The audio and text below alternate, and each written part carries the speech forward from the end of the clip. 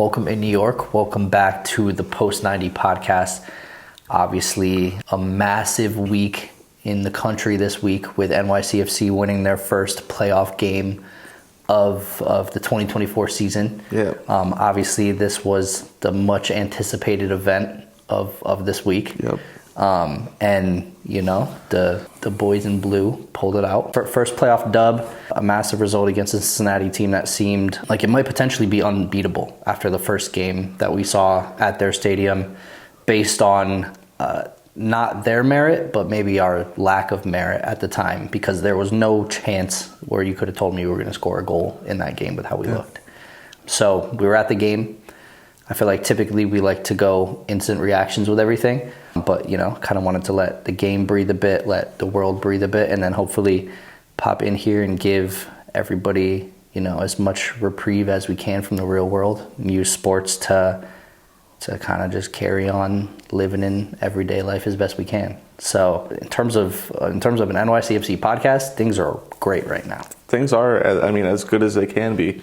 I think the result that we saw on Saturday was, you know, what the camp of people that were saying, okay, but we had our worst game, I think statistically ever. And that's, you know, this is a team that did lose by 7 goals. We had our worst game ever. Wow, words are hard. Statistically, and we still only lost by a goal. So in a lot of ways, those people in that camp are probably vindicated right now, you know, thinking we kind of slapped them at home. If we can carry in, you know, that confidence and, you know, a little bit of, like you said, the do or die mentality going into Cincy, the last game at home, like we very well could be looking down at a Red Bulls home game. Yeah, and it's been difficult, certainly for us, but just from the sentiments across the community too, like not to get too ahead of ourselves with that. Like that has been kind of what has totally been on a lot of our minds. But obviously we do have that third game at TQL that will be, you know, most likely as difficult as the first one, if not tougher, because now you can argue Cincinnati really has something to play for. So it'll be an interesting one. I think we were talking with someone from Hudson River Blue at the game, and they mentioned that last year, out of all the games that went to best of 3, the home team won every single game. All 4 of them. I think 3 or 4 of them happened last year with this new playoff format, and an away team hasn't won. Isn't that weird? Like, we don't have any context of last year. Yeah. We just weren't in it. Yeah, I know. Yeah. I mean, once they're out, it's very easy to tune out and, like, completely forget that. I almost didn't watch a single playoff game until the end. Yeah. And it's been tough, even now, I think, to keep up with all of the different games flying around and who is at what stage of a best of 3. And, like, you know, maybe you catch a random game. I know we watched the Miami and Atlanta game or listened to it on the way home from our game. And that one was obviously thrilling. And then you have the Red Bulls win on pens after Columbus equalizes in like the 96th minute. So, you know, it's hard to argue with the format once you get to the second and third games of the series, because that is when it gets interesting. But like, we would have those moments if we just did the one and dones, and then we, you know, wouldn't be dragging it for no reason. Yeah. So in this case, it gave us a shot. It gave Cushing a shot to, you know, maybe establish somewhat of a legacy if he can do anything here. I know Blue City Radio talked a little bit about that on their episode and with their question afterwards in the press conference. So check out those conversations. But yeah, this game, I feel like when we got there was a bit of a nervous energy in the air. 100%. You know, not to keep name dropping, but like we were sat next to Trey in the press box from Blue Balls, and that's just what we were discussing. Like, it felt kind of quiet in the stadium. Obviously, fans were kind of shuffling in slowly, and it just there was a air of tension out there that, you know, was unsettling. Yeah, I mean, just coming into the game, it just seemed like, at first, it seemed like New York didn't show up at all for it. And we were sitting there thinking, like, I think the lack of our home support right now may be the thing that gives Cincy the edge and knocks us out. And then you also, you know, anytime you have a playoff game at Citi Field, you kind of have that built-in, like, PTSD or whatever it is that, you know, we've been knocked out there before. Is this the situation that's going to happen again? especially when we go up early with the goal. I was kind of sitting there nervous thinking, okay, when is the moment that gets Cincy back into the game, turns this tide and we go home with broken hearts again. But luckily for us, that tension that we were feeling seemingly wasn't on the face of any player for us. Like, I couldn't look at a single player and be like, oh, I think you actually played freeze a little bit. I know he was equally as much of the reason as we won as opposed to the reason we could have lost. Mm-hmm. Like, he was throwing out hospital passes like it was Halloween night. And we talked about that a little bit last episode too, about maybe his lack thereof confidence in some of the defense may be putting himself in situations that do make him, a goalkeeper of the year candidate, but it also at times, those are the same moments that can bite you. So I think you said you live and die by the sword in that way. But yeah, that was one thing during this game that I noticed where I almost felt like, obviously Matt Freese should absolutely be on a short list for a goalkeeper of the year, but if he can somehow nail down the distribution portion of his game, specifically on those long balls, out to midfield, and you could argue there's a bit of 50-50 there because your player has to get up and make a play for you if you're the goalie for it to reflect positively on your stat sheet as a completed pass. But just from a distribution standpoint, yeah, there were a few where I remember the Pereira one specifically in the second half. He played it up to him on the right side of the field, and he was very deliberate about trying to get it to Pereira in that moment, and it was almost immediately dispossessed and taken to the goal with a pretty dangerous chance, and they ended up snuffing it out. I don't remember if they missed or if he made a save, but then I can see Freese chewing Pereira out across the field, and Keaton kind of whipped who is Matt talking to like that, and Thiago kind of looked as well, and they're okay.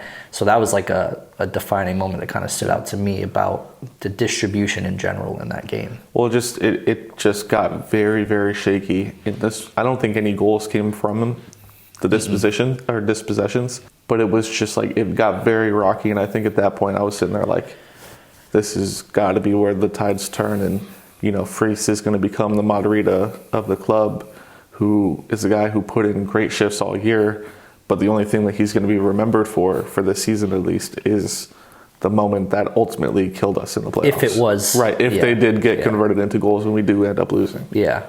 And it's worth calling out at the same time, Freese is far and away the most important player on this lineup throughout the course of the season, and it's not debatable. It's not even close. And I think I liked kind of Cushing's answer in the post-game press conference too. I can't remember who called it out, but they asked him to kind of just share some words on Freese, or share one word on Freese, I think they said. And he said, I cannot just give you one word. And that, to me, genuinely kind of describes what the manager thinks of him and what the locker room thinks of him. And I'm glad we're all kind of in the same place.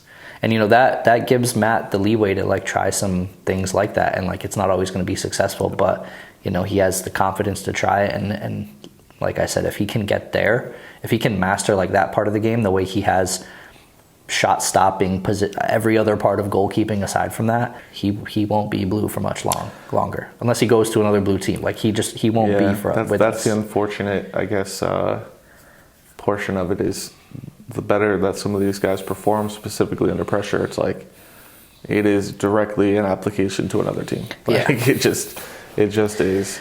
But transitioning kind of into some of the standout guys, I mean, who were your 1 and 2 for the game? 1 and 2. One guy that comes to mind, and I'm not sure that I would give him 1 and 2 because nothing production wise really came from him. Or I guess it kind of did in a way, but we kind of dogged on Hannes a little bit, and we have for a few months. I was going to say weeks, but it's his form at this moment, or his lack of form, is kind of stretched out at this point across a pretty substantial portion of the season.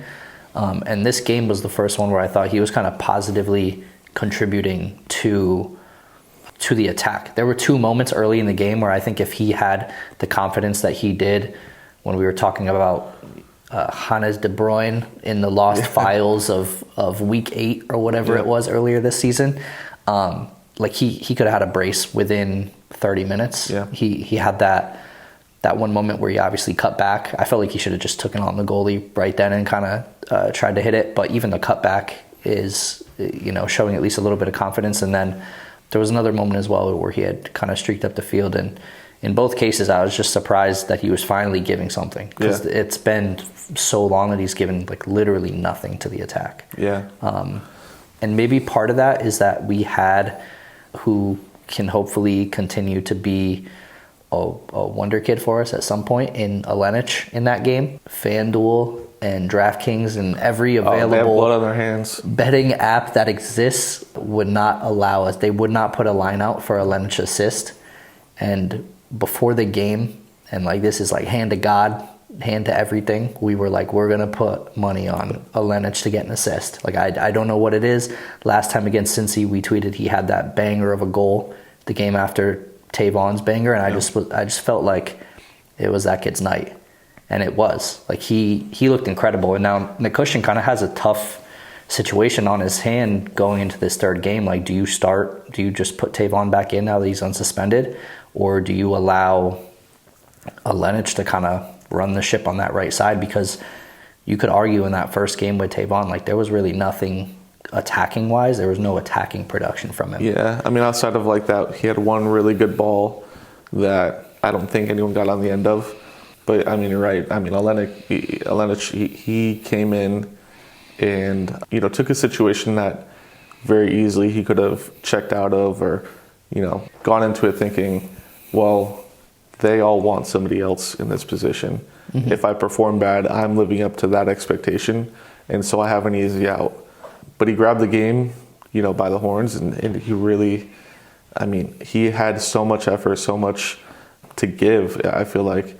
And he literally did give it all. FanDuel, 100%, like, we're sending you the invoice for like 3 bands. At least 3 bands. Because they would have, I could be wrong, but I thought in checking stats before the game that was Alenic's first assist of the season. I believe so. So you can only imagine the thousands that they would have behind the plus on the FanDuel app for Alenic to go and like bag more. an assist. It would have been more odds than Ben Simmons hitting a 3. I was thinking like plus 3,400 at least. And, when you start... And we would have been... I think we would have been degenerate about it too. Like, we would have put... It was a conviction play. Like, I felt it. Once we had arrived and were in the stadium... We sat down and you looked at me and you're like, Lennox having like the best game of his career. Yeah. And he kind of did. It was divine intervention. And you know what? I'll take the L on not having the bet for him to put in the performance that he did to like lead to our success. Like, even just that assist was so filthy, because he plays the first ball to Alonso, right, and then continues his run and gets it back to him to play it again in for the assist. So that was just, and Maxi kind of pulls a man as well and set up a little bit of a pick, I think I'll have to say, on the defender that should have, a baby pick, which is good, because we didn't see, for all the conversations of begging to have Maxi start a game and be fit enough to start the game over Pereira that we didn't see in game 1. Maxi didn't deliver a ton to this game, but I think that is like a feature, not a bug, of having Maxi on the field. Like, obviously we would love to go out or have him go out there and be super productive, but I think, them allocating all their resources to shut Maxi down is why you go and like, you probably look at the rating page, and I would assume everybody else everyone else green, is eating, and Maxi is orange because they've decided to take Maxi out of the game or try to. Everybody else. Maxi is still one of the most effective outfield players. And even in that moment, he pulls the defender that leaves Alenic free to make that pass. Yeah, and there was a lot said about Alonso's decisions in the previous game of kind of like falling back as opposed to crashing the box, and I think you were someone that said that. In this situation, he does decide again to kind of pull back and let the defenders continue to go. And in my opinion, that's something that I try to do when I'm playing the position. It's a way to kind of get lost in the shuffle of things, where people are getting hyped up and just kind of trying to crash the ball or be in the best position in front of goal, and you just kind of fall back and let them do that. I personally love that out of the 9, and it directly led to his goal here. I think that those are the instincts that we need at 9. Like, I think Mounsef probably in that moment doesn't make that same decision. Mm-hmm. And, I said going into the game, we need production from the 9. I don't care who it is, if it's Alonso, Munsef, Jovan. Like, we need production from somebody in the 9. It was super good to see it, and I hope that, that continues going on. Yeah, and I mean, it was even beyond just the goal in that moment. Like, he played the pass back out to Alenic through traffic, being Maxi and that defender and within another defender. So,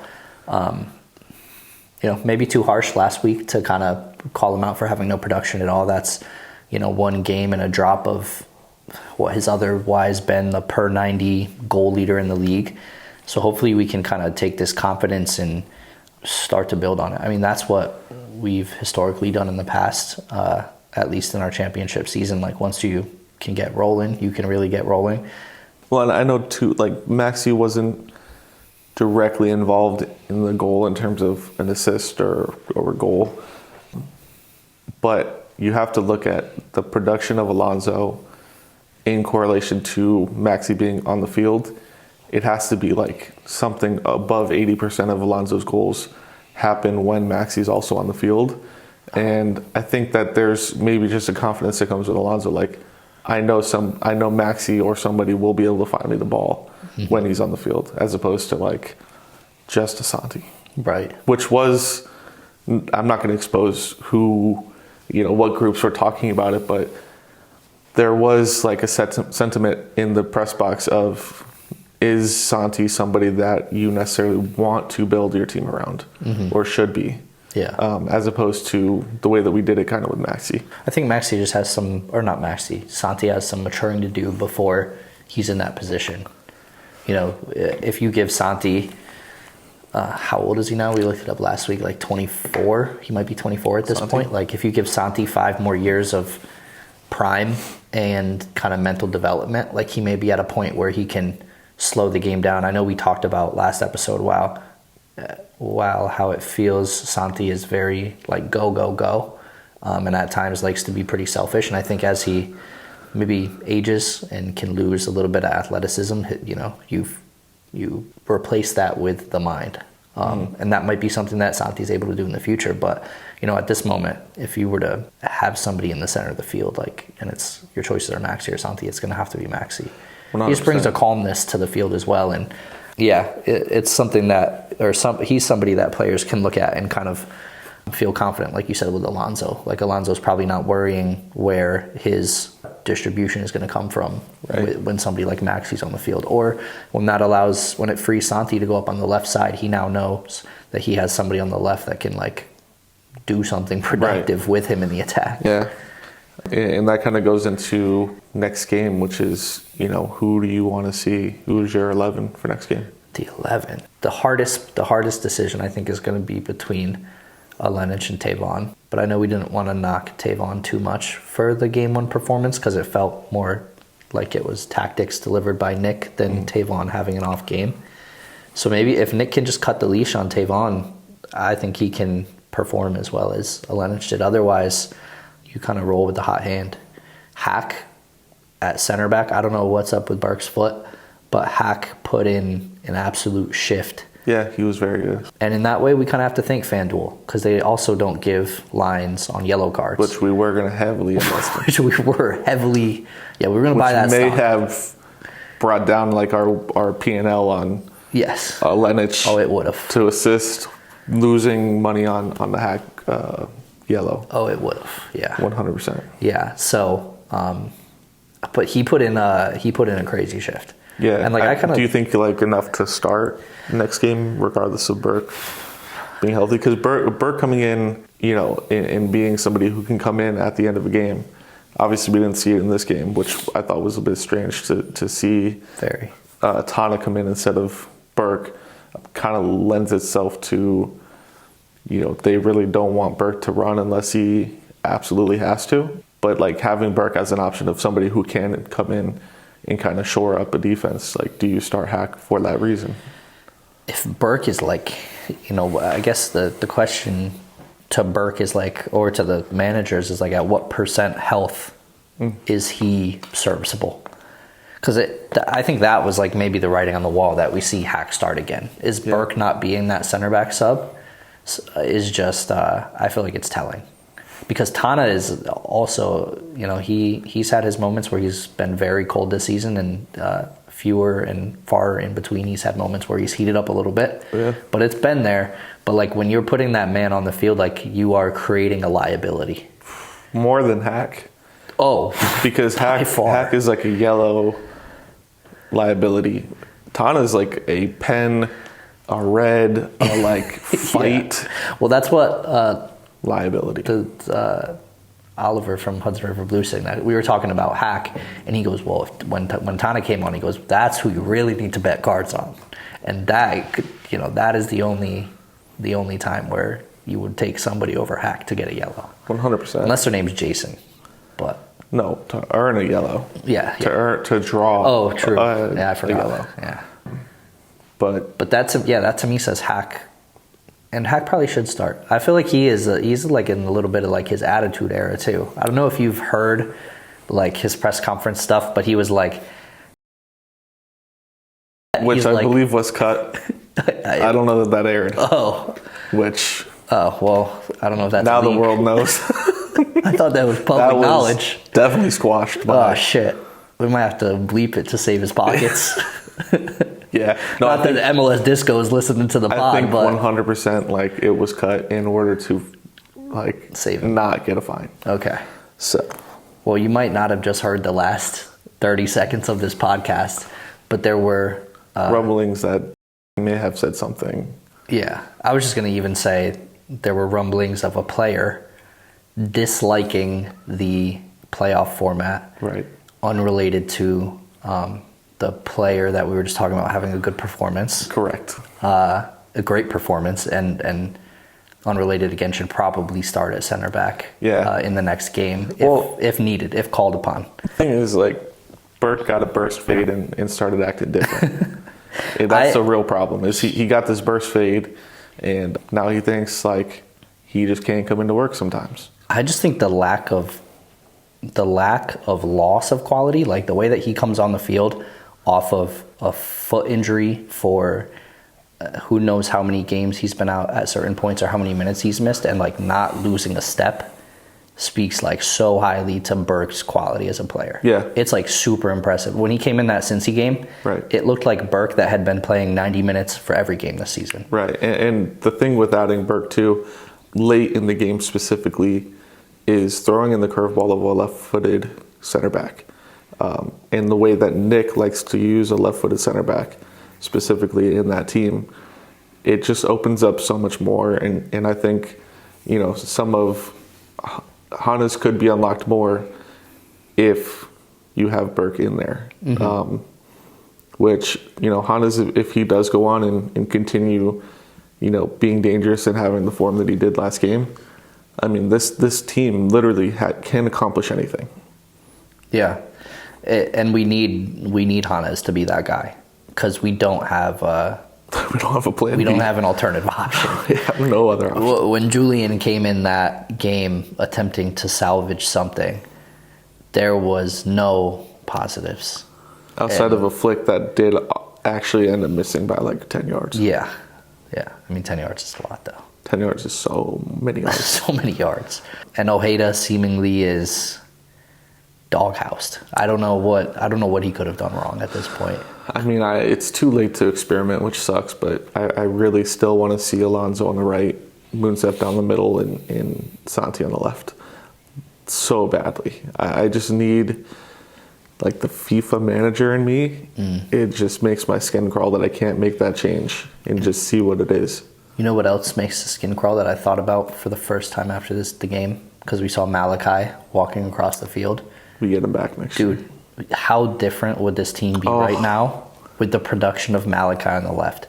Like, with an extra, how many games at this point under his belt? Like, not fully matured, because the kid's like 19 years old. Right. But like, full minutes for a season length, meshing with the same players. Yep. That might be the most exciting thing to look forward to next season, is the growth of what Malachi could be.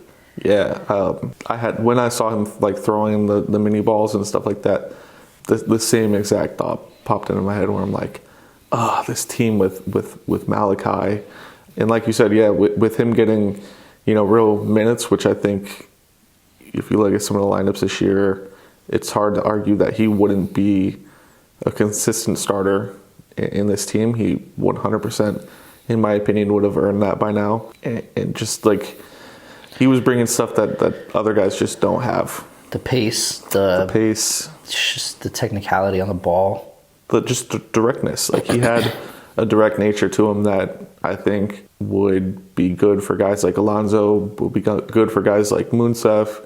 Some of those guys that do crash the box or get into dangerous areas. It just would be so good for this team. I mean, it's kind of bad for you, though, when you think about he had a pretty similar injury to a guy that you're hoping comes back in fantasy football. Pacheco. Yeah, but I guess I didn't understand not the lack of gravity of broken legs. Like, these guys can just come back and play. I don't know. They got like superpowers or something now. Like, they're definitely not. It's not your. What is it like? It's not your dad's medicine. Yeah. It's not your dad's medicine. Yeah. Or your grandpa's, is it? Or whatever it is. Yeah. Your grandma. I think it's not your grandma's. Like, not your grandma's music. Yeah. It's like the music's hard as shit. It's not your grandma's. Something like that. I don't think it's dad, because our dad, I don't know. Yeah. Because dads are supposed to be like rocked out. I don't know. Dads are perked up. Regardless, I mean, it would have been tough though to make a decision, because Maxi back too. Malachi is in the role that Santi's in, so you start asking yourself, can Santi or Malachi play right wing? Santi could, yeah. Yeah, could you imagine the front three of Malachi, Alonso, Santi, or really any way that you want to interchange those three guys up top? Like, it's not a front three that you want to roll into your stadium at any point if you're an away team. So the confidence, I guess, for the best of three third game is definitely high. Mm-hmm. I think it always would have been, because it would have always meant that we won the second game. That's the only way the third game happens. Yep. I guess unless maybe we went to Pens or something, or like a 0-0 Pens, I would be like, oh, we're screwed at TQL. Yeah. But to get the dagger after they obviously go and they pull one back, and it feels like one of those vintage NYCFC moments where we might let it slip. But for Santi to go and kind of draw that pen, and then Panenka, I mean, you are the coldest man alive, except for Matt Freese. You are the coldest man to live. And that's, we kind of, in all of the key places on our field, had confidence building moments. 100%. With Santi with the pen. We didn't even talk about Thiago getting his first goal for the club, first goal in the league ever. That is obviously confidence building, and something he's been dying to get as long as he's been here. Keaton and Sands both had good games. Yeah, everybody Hack as a stand-in was a demon. Like, O'Toole wasn't, I don't think, as effective as the first game, as the first half of the first game. Yeah. But I mean, 10 out of 11 dudes look like stars out there. That's good enough. Some shaky moments from Matt. It'll happen. There's some moments. Yeah. But yeah, I mean, I'm excited about the game. You'll hear from us directly after it.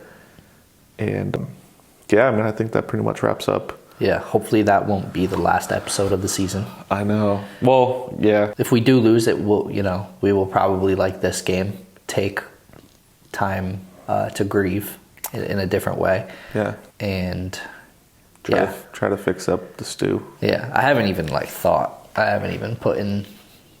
put that alternative reality into my brain.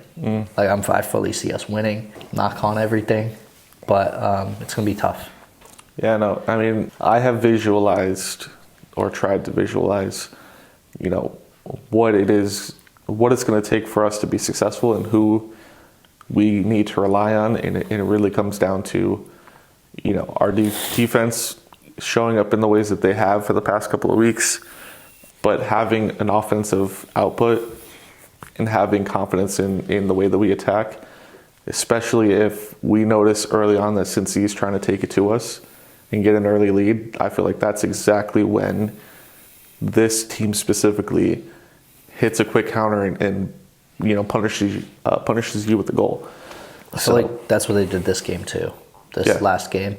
Because the first game, we talked about, it felt like both teams kind of came out and wanted to feel each other out and not apply pressure immediately, and that made for the first half, or not the first half, but the first 10 or 15 minutes that we saw at Cincy last time.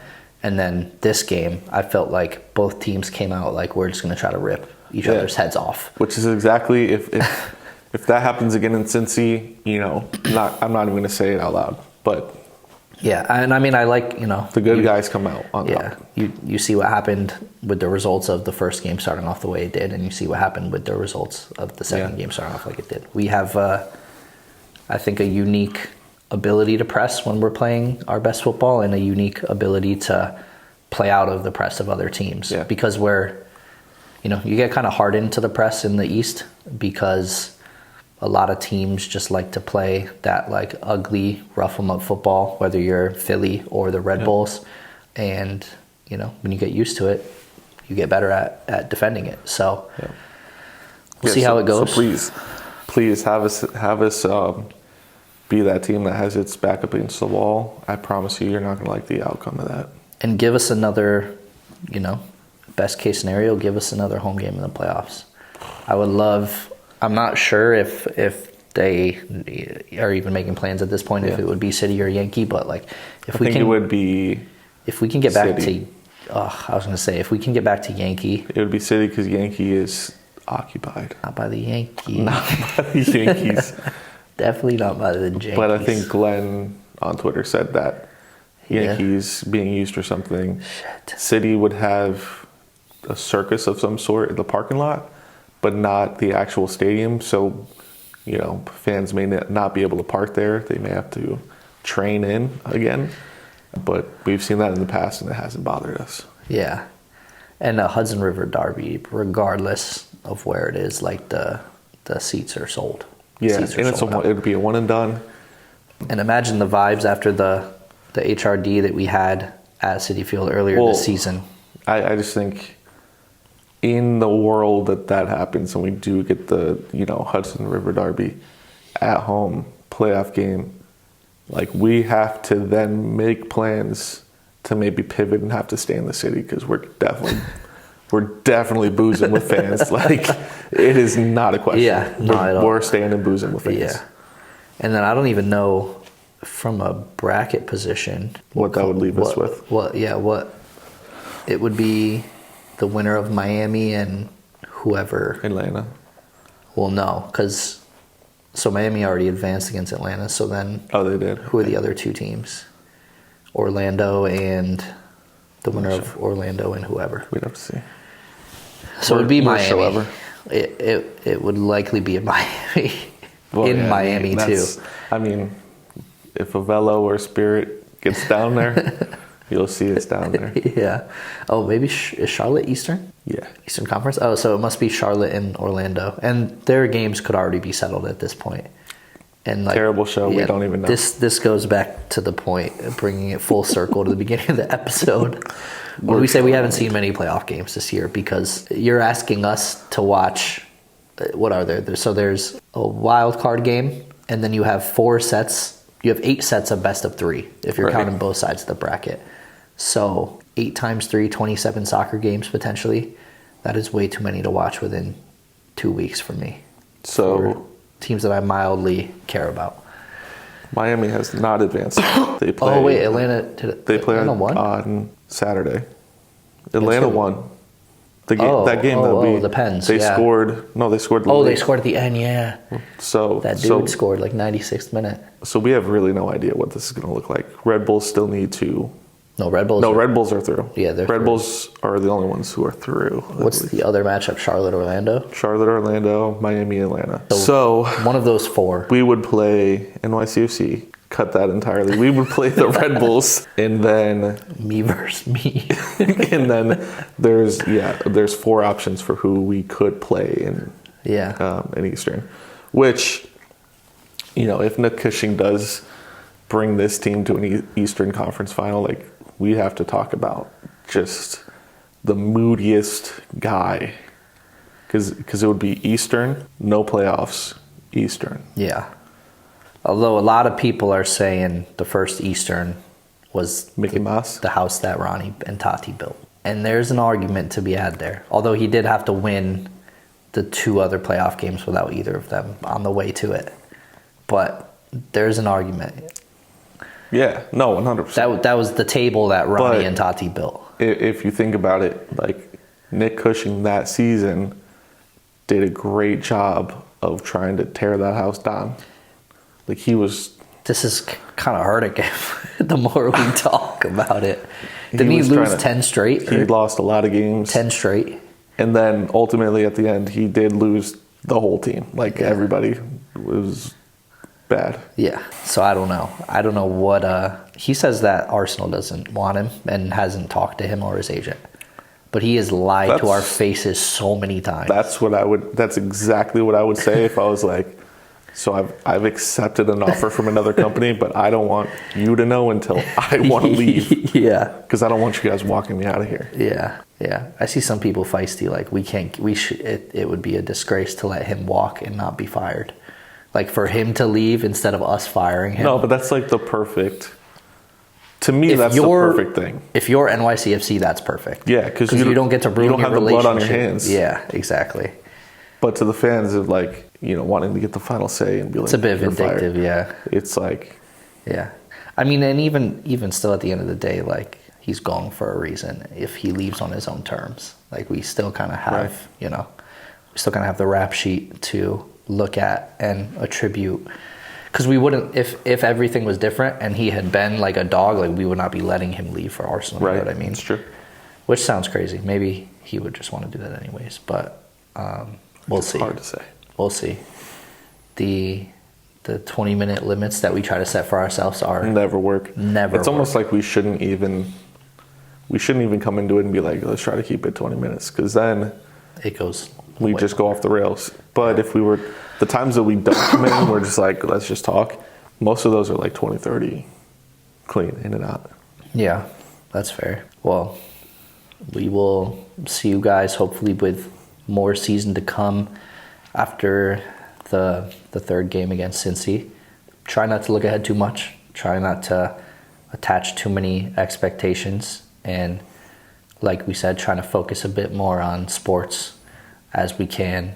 And just let's go boys in blue. Let's knuckle this thing up. Give us a holiday season to remember. Oh, give us something to smile about. Yep. In times where maybe it's a little hard to smile. There's nothing. What did the Facebook guy say? It was like... nothing to smile about over No, here. it was like he just posted a picture. He wasn't smiling. Somebody was like, try smiling more. And he goes, nothing to smile about in my life. My life. Oh, that's peak dad right there. Super peak dad. All right, well. We will see you guys next week following the game. Kind of interested in doing maybe something more long-winded, a little bit longer following the season, whenever that is. So keep an eye out for that. And yeah, we'll also have to review our over-unders.